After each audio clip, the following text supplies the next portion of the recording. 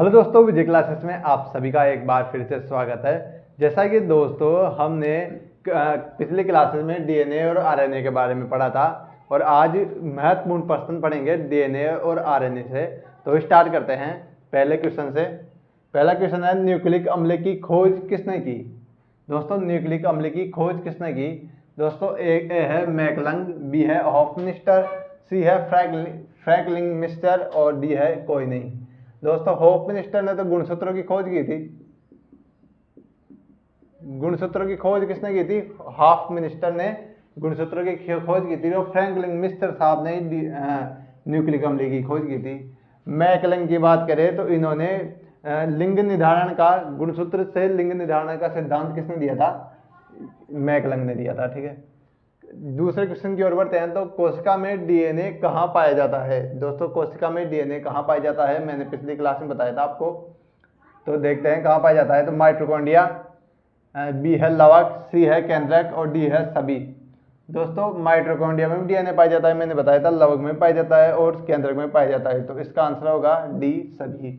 दोस्तों एक चीज और बता दूं मैं आपको, अगर क्वेश्चन में यहाँ पर जीवाणु कोशिका आ जाए, जीवाणु कोशिका आ जाए तो आंसर चेंज हो जाएगा। क्यों? क्योंकि फिर जीवाणु कोशिका में लवक नहीं पाए जाता, प्लास्टिड नहीं पाए जाते, ये केवल पादप कोशिका में ही पाए जाते हैं। तो फिर आंसर होगा केवल माइटोकॉन्ड्रिया और केंद्रक में ही पाए जाएंगे। बात करूं मैं आरएनए की, अगर क्वेश्चन आ जाए कि कोशिका में आरएनए कहाँ पाया जाता है, तो माइटोकॉन्ड्रिया, केंद्रक, लवक और एक और चीज नोट कर लेना आप दोस्तों। तो आप एक और चीज नोट कर लेना, माइटोकॉन्ड्रिया, लवक, केंद्रक और कोशिका द्रव्य में भी क्या पाया जाता है? आरएनए पाया जाता है। अगर आरएनए की बात होगी तो, वैसे डीएनए की बात चल रही है यहाँ पर, तो माइटोकॉन्ड्रिया, लवक, केंद्रक और सभी में पाया जाता है। यहाँ पर कोशिका की बात हो रही है। ठीक है, अगले क्वेश्चन के बढ़ते हैं तीसरे नंबर पर। डीएनए किसके बहुलक होते हैं? न्यूक्लियोसाइड, न्यूक्लियोटाइड, नाइट्रोजन सार या डी है नन ऑफ दीज। दोस्तों मैंने बताया था डीएनए किस किस से बने होते हैं, किस किस से बने होते हैं मैंने बताया था। एक तो संकरा से, संकरा प्लस नाइट्रोजन सार प्लस किससे बने होते हैं? देखिए दोस्तों, मैं न्यूक्लियोसाइड की बात करूंगा ना, तो संकरा प्लस नाइट्रोजन सार की ही बात करूंगा। ठीक है, अगर मैं न्यूक्लियोटाइड की बात करूंगा, मैंने बताया बॉन्ड टाइट, मैंने एग्जाम्पल दिया था बॉन्ड टाइट। बॉन्ड टाइट कब होगा? जब फास्फोरस आएगा, तो इसमें फास्फेट समूह भी होगा। ठीक है, तो वो कहलाएगा क्या? न्यूक्लियोटाइड कहलाएगा। ठीक है, और डीएनए भी बनता है इन तीनों से ही है। ठीक है, संकरा, नाइट्रोजन सार और फास्फेट समूह, इन तीनों को सम्मिलित रूप से क्या बोलते हैं? न्यूक्लियोटाइड बोलते हैं। तो किसके बहुलक होते हैं? न्यूक्लियोटाइड के, यानी कि एक के ऊपर एक न्यूक्लियोटाइड आपस में जुड़े हुए होते हैं हाइड्रोजन बंध द्वारा।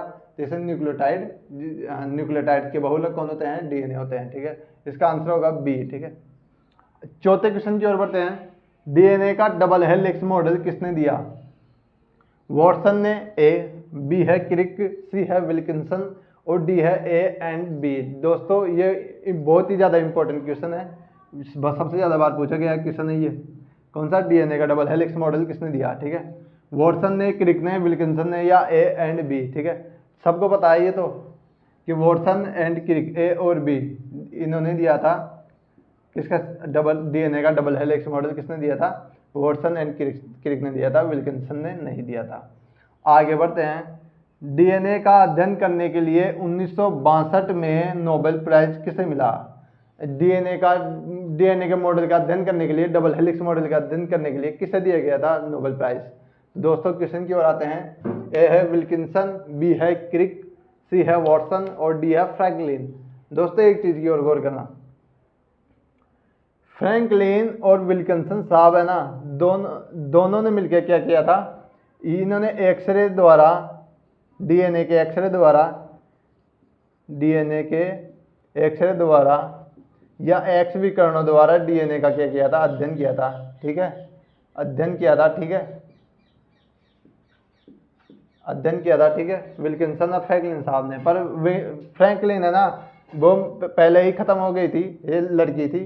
ठीक है, महिला थी ये फ्रैंकलिन, तो ये पहले ही खत्म हो गई थी। लेकिन उसके बाद में नोबेल प्राइज दिया गया था 1962 में। ये इंपॉर्टेंट है, ये देख लेना किसे किसे दिया गया था। तो ये दिया गया था विल्किंसन को, फिर क्रिक को और वॉटसन को। इन तीनों को ही इन तीनों को ही क्या दिया गया था, वॉटसन को, क्रिक को और विल्किंसन को क्या दिया गया था, नोबेल प्राइज दिया गया था। यहाँ पर सभी लिख लेता हूँ मैं, तो इसका आंसर सभी होगा। किस किस को, विल्किंसन, क्रिक और वॉटसन, ठीक है, तीनों को दिया गया था। 5 क्वेश्चन इंपॉर्टेंट है, नोट कर लेना। छठा क्वेश्चन की ओर बढ़ते हैं। यह भी इंपॉर्टेंट क्वेश्चन है, भारत के लिहाज से एसएससी में बहुत ज़्यादा बार पूछा गया क्वेश्चन है। डीएनए को प्रयोगशाला में किसके संश्लेषण किया, डीएनए को प्रयोगशाला में किसने संश्लेषण किया था, डीएनए को प्रयोगशाला में किसने बनाया था, ये बोल रहा है हरगोविंद खुराना, ए, बी है अल्टमान, सी है हॉफमनिस्टर, डी है नन ऑफ दीज। दोस्तों अल्टमान ने तो न्यूक्लिक शब्द दिया था, हमने पढ़ा है कि न्यूक्लिक शब्द किसने दिया था, न्यूक्लिक शब्द किसने दिया था, ये तो अल्टमान ने दिया था, ठीक है। हॉफमनिस्टर ने गुणसूत्र की खोज की थी, किसमें की थी गुणसूत्र की खोज, टेंडिस्केंसिया के पादप में न कि नरयुग्मक में की थी खोज हॉफमनिस्टर साहब ने, ठीक है, गुणसूत्र की। यही भी नोट कर लेना, गुणसूत्र की खोज की थी इन्होंने, गुणसूत्र की खोज की थी, ठीक है। अब आगे बढ़ते हैं। हरगोविंद खुराना, जी हाँ, हरगोविंद खुराना ने डीएनए को प्रयोगशाला में खोजा था। किसको, हरगोविंद खुराना ने डीएनए को प्रयोगशाला में खोजा था, ठीक है। ये याद कर लेना, एसएससी में सबसे ज्यादा बार पूछा गया क्वेश्चन है। प्रोटीन संश्लेषण का सेंट्रल डॉगमा सिद्धांत क्या है। दोस्तों पिछली क्लास में मैंने बताया था, पहले तो डीएनए से फिर आरएनए बनेगा, आरएनए से क्या बनेगा, प्रोटीन का निर्माण होगा, ठीक है। अब वो क्रम में कुछ चीजें देखो, डीएनए से आरएनए बन रहा है, डीएनए से एमआरएनए के पास जा रही है सूचना, एमआरएनए फिर प्रोटीन का निर्माण कर रहा है, ठीक है। एमआरएनए प्रोटीन की सूचना देके प्रोटीन निर्माण करवा देता है। तो डीएनए से आरएनए निर्माण को क्या कहते हैं, ट्रांसक्रिप्शन कहते हैं, ठीक है। पर यहाँ पर क्या है, ट्रांसलेशन है, तो ये तो होगा नहीं, ये ऐसा ही गलत हो गया, ठीक है। तो ये तो ऐसा ही गलत हो गया, आगे बढ़ने की जरूरत नहीं है। डीएनए से एमआरएनए बन रहा है, फिर प्रोटीन बन रहा है, ये तो सही है, ठीक है। ट्रांसक्रिप्शन हो रहा है यहाँ से, ये भी सही है। फिर ट्रांसलेशन हो रहा है, ठीक है। डीएनए से आरएनए के निर्माण को क्या कहते हैं, ट्रांसक्रिप्शन कहते हैं। डीएनए से आरएनए के निर्माण को क्या कहते हैं, ट्रांसक्रिप्शन कहते हैं। यानी ट्रांसक्रिप्शन यानी वो लिख रहा है, अनुलेखन कर रहा है, लिख रहा है प्रोटीन के बारे में, ये मान लो कोड लिख रहा है वो, जैसे कंप्यूटर में कोड लिखते हैं ना, टक टक टक, ऐसे एक कोड लिख रहा है, ट्रांसक्रिप्शन कर रहा है डीएनए। अब इस कोड को एमआरएनए के पास भेज देगा, फिर एमआरएनए ट्रांसलेशन करेगा, ठीक है। एमआरएनए आरआरएनए के पास खंड आएगा टीआरएनए के जरिए, फिर ये आरआरएनए क्या करेगा, इसका ट्रांसलेशन करेगा यानी अनुलेखन करेगा, जिसके बाद में प्रोटीन का निर्माण होगा। तो ये सही है, बी सही है, ठीक है। सी की ओर भी देख लेते हैं एक बार, क्या बता क्या, आरएनए से रेप्लिकेशन हो रहा है, डीएनए का ट्रांसक्रिप्शन हो रहा है, फिर प्रोटीन का, ये नहीं होगा। आरएनए से डीएनए बन रहा है, यहाँ पर थोड़ा उल्टा हो रहा है, देखिए इसे किसे क्या बोल रहा है, ये रिवर्स ट्रांसक्रिप्शन बोल रहा है। फिर डीएनए से एमआरएनए बन रहा है, उसे क्या बोल रहा है, ट्रांसक्रिप्शन बोल रहा है, ठीक है। और एमआरएनए से फिर प्रोटीन बन रहा है, उसे क्या बोल रहा है, ट्रांसलेशन बोल रहा है, ठीक है। अब आरएनए से डीएनए से बनना रिवर्स ट्रांसक्रिप्शन कहलाता है। मैंने बताया था जैसे कुछ जीवाणु हो गए, है ना, आरएनए बैक्टीरिया हो गए, आरएनए बैक्टीरिया के ले लो, कुछ जीवाणु को ले लो, या आरएनए बैक्टीरिया को ले लो, या एचआईवी के वायरस को ले लो, रेट्रोवायरस ले लो, अपने कोरोना का वायरस ले लो, या अपने क्या नाम से पोलियो का वायरस ले लो आप, ठीक है। इन सब वायरस में क्या होता है, डीएनए नहीं पाया जाता, आरएनए पाया जाता है। जिनमें भी डीएनए नहीं पाया जाता, आरएनए पाया जाता है, उनमें रिवर्स ट्रांसक्रिप्शन होता है। रिवर्स ट्रांसक्रिप्शन याद रखना ही इंपॉर्टेंट है। रिवर्स ट्रांसक्रिप्शन होगा, जिसके बाद में ये आरएनए से डीएनए बनेगा, फिर डीएनए से वापस वही कड़ी चलेगी, फिर ट्रांसक्रिप्शन होगा, एमआरएनए बनेगा, फिर एमआरएनए फिर प्रोटीन बनेगा, ट्रांसलेशन होगा, ठीक है।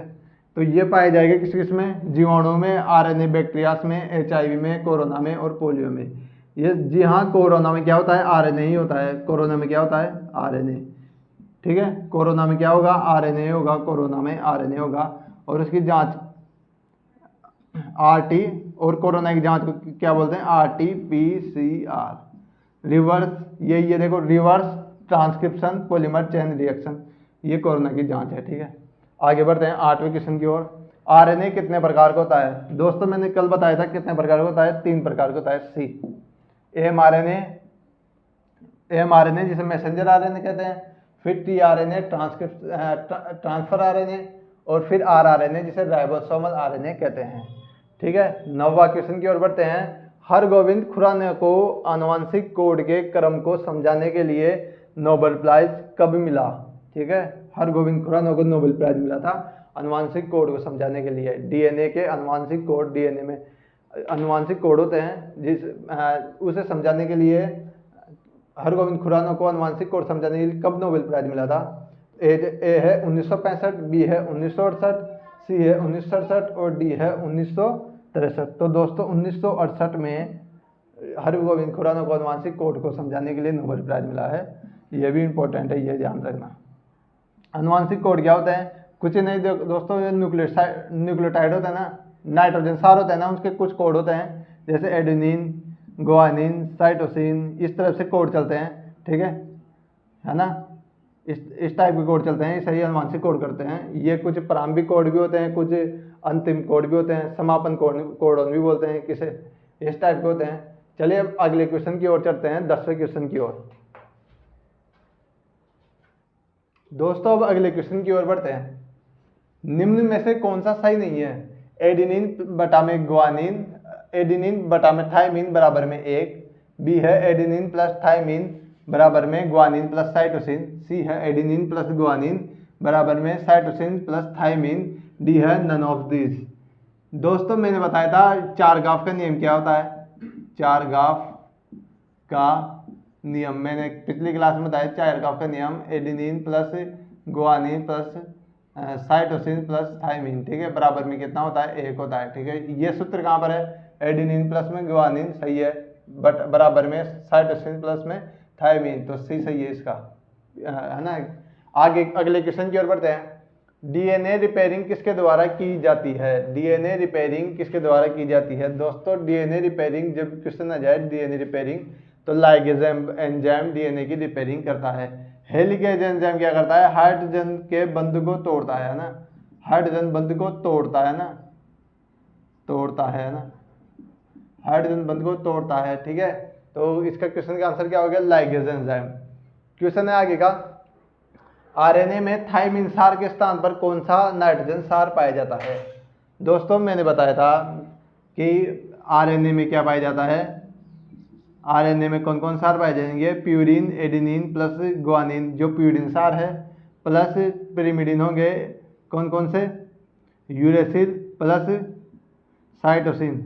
अब यूरेसिल के स्थान पर थायमिन होता है किसमें? डीएनए में। ठीक है, और किस में यूरेसिल किस में होता है? आरएनए में होता है। तो ये कह रहा है थायमिन यानी टी के स्थान पर कौन सा होगा? यूरेसिल, सी आंसर सही होगा। एडेनिन भी नहीं होगा, गुआनिन भी नहीं होगा और साइटोसिन भी नहीं होगा। दोस्तों मैं एक चीज़ और बता दूं, डीएनए में 2 प्रकार के सार पाए जाते हैं। न्यूक्लिक अम्ल में 2 प्रकार के नाइट्रोजन सार पाए जाते हैं, एक है प्यूरिन, दूसरा है पिरिमिडिन। पिरिमिडिन है ना, दूसरा है पिरिमिडिन। ठीक है, एक है प्यूरिन, दूसरा है पिरिमिडिन सार। ठीक है, प्यूरिन कौन कौन से हैं? एडेनिन प्लस गुआनिन, ये फिक्स होते हैं ए और जी, इस तरह याद कर सकते हो। और फिर हो गए यूरेसिल और साइटोसिन, सी। ठीक है, पिरिमिडिन में कौन कौन से होंगे? यूरेसिल और साइटोसिन। इसमें अगर डीएनए होगा तो डीएनए में इसमें थायमिन होगा। ठीक है, जो इस क्वेश्चन में क्या बोल रहा है, आरएनए में थायमिन के स्थान पर, थायमिन सार के स्थान पर कौन सा नाइट्रोजन सार होता है? तो वो होता है यूरेसिल सार होता है। अगले क्वेश्चन की ओर बढ़ते हैं। जीन में एडिटिंग करना या डीएनए में बदलाव करना क्या कहलाता है? दोस्तों जीन में एडिटिंग करना जीनोम एडिटिंग कहलाता है, या क्रिस्पर तकनीक के द्वारा किया जा सकता है। ठीक है, इस दोनों तकनीक के द्वारा, जीनोम एडिटिंग और क्रिस्पर तकनीक के द्वारा इसमें एडिटिंग की जा सकती है। इसमें नन ऑफ दिस नहीं आएगा, इसमें आएगा ए एंड बी। ठीक है, A and B, genome editing या क्रिस्पर तकनीक। दोस्तों दरअसल देखिए ये गुणसूत्र है, ठीक है, इसे तोड़ेंगे ना तो ये गुणसूत्र है। ठीक है, ये देखिए गुणसूत्र है। ठीक है, ये गुणसूत्र है, इसे तोड़ेंगे तो ये डीएनए में चेंज होगा। ठीक है, और इसे और लंबा करेंगे तो इसमें इस खंड को काट देंगे तो ये जीन होगा। कभी कभी क्या करते हैं, जब जीन में बदलाव करना होता है ना, आपने सुना होगा जीन में बदलाव कर दिया किसी के में, जो जिसे है ना कुछ अलग तरह के जीन पैदा हो गया, तो जीन में बदलाव कैसे करते हैं? ये यहाँ से काट दिया डीएनए को, डीएनए खंड को काट दिया और यहाँ से एक नया डीएनए बनाते हैं और इस डीएनए को यहाँ पर लगा देते हैं और जिससे नई कोडोन श्रृंखला वापस चालू हो जाती है। ठीक है, कोडोन श्रृंखला वापस चालू हो जाती है इस तकनीक से। इसे बोलते हैं जीन एडिटिंग या जीनोम एडिटिंग। अगले क्वेश्चन की ओर बढ़ते हैं। जीवाणु के कोशिका द्रव्य में वर्ताकार रूप से डीएनए पाया जाता है, वो क्या कहलाता है? जीवाणु के कोशिका द्रव्य में पाया जाता है, आरएनए नहीं पाया जाएगा। बी गुणसूत्र, नहीं गुणसूत्र भी नहीं पाया जाएगा। गुणसूत्र किसके बने होते हैं? यूकैरियोटिक कोशिका बने होते हैं हिस्टोन प्रोटीन प्लस डीएनए के। गुणसूत्र बने होते हैं किसके? हिस्टोन प्रोटीन प्लस डीएनए के। अगर मैं प्रोकैरियोटिक कोशिका की बात करूंगा तो उसमें केवल प्रोटीन ही होता है, सिंपल सी, है ना। तो सी प्लाज्मिड कहते हैं किसमें? जीवाणु की कोशिका द्रव्य में गोल गोल करके इस टाइप के जीन पड़े होते हैं, इस टाइप के। तो ये इस टाइप के डीएनए पाया जाता है जीवाणु में। ये क्या कहलाएगा? ये कहलाता है प्लाज्मिड कहलाता है। अगले क्वेश्चन की ओर बढ़ते हैं अब। सोल्यूबल आरएनए या सुपरनेटेड आरएनए किस आरएनए को कहते हैं? आरएनए को? जी नहीं, इसे बोलते हैं राइबोसोमल आरएनए, ये प्रोटीन का निर्माण करता है। एमआरएनए इसे कहते हैं मैसेंजर आरएनए, इसे नहीं कहेंगे। टीआरएनए, जी हाँ, टीआरएनए को बोलते हैं, टीआरएनए को बोलते हैं। ठीक है, टीआरएनए के मॉडल को क्या बोल, ये टीआरएनए की आकृति भी है ना क्लोव यानी लौंग की पत्ती के समान होती है, इसलिए इसे है ना इस टीआरएनए की मॉडल क्या बोलते हैं? क्लोवर लीफ मॉडल के नाम से भी अपन जानते हैं। ठीक है, टी इसका आंसर होगा टी बी सोल्यूबल आरएनए या सुपरनेटिव आरएनए या विलयशील आरएनए किसे बोलते हैं? टीआरएनए को बोलते हैं। अगले क्वेश्चन की ओर बढ़ते हैं। वंशागति का गुणसूत्रीय सिद्धांत किसने दिया था? वॉल्टर सर्टन ने, थियोडोर बोहर ने या मैकलंग ने? दोस्तों मैकलंग की मैं बात करूंगा, तो इन्होंने क्या दिया था? इन्होंने लिंग निर्धारण का सिद्धांत किसने दिया था? मैकलंग ने। मैंने एक्स एक्स और एक्स वाई से नर और मादा बनने की परसेंटेज बताए थे जो 50-50% था, वो सिद्धांत दिया था मैकलंग साहब ने। ठीक है, Walter certain and Theodore Bohr ने वंशागति गुणसूत्रीय सिद्धांत दिया था। क्या? Walter certain and Theodore Bohr ने वंशागति का गुणसूत्रीय सिद्धांत दिया था। तो ए एंड बी इसका आंसर होगा, डी होगा। ठीक है, डीएनए का पूरा नाम क्या है? डीएनए का पूरा नाम राइबो न्यूक्लिक अम्ल है क्या? जी नहीं, ये इसका नाम आरएनए है, इसका तो फुल नाम हो गया आरएनए। और तो डीएनए का पूरा नाम हो गया डीऑक्सी राइबोज न्यूक्लिक अम्ल, इसका आंसर होगा ए। इसमें डीऑक्सी, देखो नाम से पता चल रहा है, डीऑक्सी यानी ऑक्सीजन के एक अणु की इसमें कमी होती है। ठीक है, ऑक्सीजन के एक अणु की कमी होती है। कैसे? देखिए C5H10 O5 होना चाहिए पर O4 होता है, एक अणु कम होता है इसमें। एक अणु कम क्यों बोल रहा हूँ मैं? क्योंकि इस ग्लूकोज का है ना अनुपात होता है 1:2:1। ग्लूकोज के अणु का क्या अनुपात होता है? कार्बोहाइड्रेट का 1:2:1। तो यहाँ पर एक तो हो रहा है, यहाँ पर भी 2 हो रहा है, पर यहाँ पर दोबारा एक नहीं बन रहा, यहाँ पर 5 होता पर 4 ही है। इस तरह एक कमी होती है इसमें। ठीक है, डीऑक्सी राइबोज में, इसे डीऑक्सी राइबोज न्यूक्लिक अम्ल इसलिए बोलते हैं क्योंकि इस पर एक ऑक्सीजन की कमी होती है। ठीक है, अब देखिए डीएनए और आरएनए में देखो न्यूक्लिक अम्ल। ठीक है, ये एक न्यूक्लिक अम्ल है, इनमें ये भी अंतर है। अब आगे बढ़ते हैं अगले क्वेश्चन की ओर। डीएनए के एक कुंडलन में कितनी जोड़ी नाइट्रोजन सार पाए जाते हैं? डीएनए के एक कुंडलन में, यानी कि डीएनए ये है, ठीक है, तो ये बोल रहा है कि इस कुंडलन में कितने नाइट्रोजन सार पाए जाते हैं। तो दोस्तों मैंने कल बताया था इस कुंडलन में 10 नाइट्रोजन सार पाए जाते हैं और इसकी लंबाई कितनी होती है? 30 एंगस्ट्रॉन इसकी लंबाई होती है। ठीक है, और इस साइड इन दोनों के बीच में 3.4 एंगस्ट्रॉन लंबाई होती है इनकी। और इसकी कितनी लंबाई थी? इसकी और यहाँ से देखिए मैं इस बात कर रहा हूँ, इसकी और इसकी यहाँ तक 20 एंगस्ट्रॉन की इसकी लंबाई थी। ठीक है, आगे बढ़ते हैं। डीएनए के एक कुंडलन में कितने जोड़ी पाए जाते हैं? 10 पाए जाते हैं। ठीक है, एडेनिन और थायमिन के बीच कितने हाइड्रोजन बंध पाए जाते हैं? एडेनिन और थायमिन के बीच में दोस्तों मैंने कल बताया था एडेनिन प्लस एडेनिन और ये ग्वानिन हो गया। एडेनिन और थायमिन के स्थान पर डबल बॉन्ड पाए जाते हैं और ग्वानिन और साइटोसिन के बीच में ट्रिपल बॉन्ड पाया जाता है, ये जान। ठीक है, तो कितने बॉन्ड पाए जा रहे हैं? एडेनिन की बात कर रहा है और थायमिन की टी की बात कर रहा है। कितने बंद है? 2 बंद है, ये आंसर होगा इसका। ठीक है, एक चीज और नोट कर लीजिएगा दोस्तों, एक चीज और नोट कीजिए। देखिए मैं कोडन नाम ले रहा था ना, तो जब डीएनए की चेन बनने स्टार्ट होती है ना उसे प्रारंभन कोडन बोलते हैं। तो प्रारंभन कोडन यानी प्रारंभ किससे होगी? श्रृंखला बनना, तो AUG अगर कोड होगा डीएनए के कोडन में, ये A एडेनिन यूरेसिल और गुआनिन पाया जाएगा, तो स्टार्ट हो जाएगी नई चेन बनना। ठीक है, और जब ये नई चेन बनती रहेगी, कटेगी कब? अगर उसमें आ जाएगा एक तो UAA, या आ जाए UAG, या आ जाए UGA, कैसा युवा, युगा और युग आ जाए, तो ये क्या, इसे क्या बोलते हैं? समापन कोडोन। क्यों बोलेंगे समापन कोडोन? क्योंकि ये डीएनए की चेन को है ना समाप्त कर देंगे, तोड़ देंगे, इसके बाद में पॉलीमरेज आके इस चेन को तोड़ देगी। ठीक है, तो यू है युग है, ये भी ये नोट को लेना है एक चीज एक्स्ट्रा। और चलो आज के लिए इतना ही, कल मिलते हैं नए टॉपिक के साथ। जय हिंद, जय भारत। आपको अच्छा लगे वीडियो तो लाइक कीजिए, शेयर कीजिए एंड सब्सक्राइब कीजिए। धन्यवाद।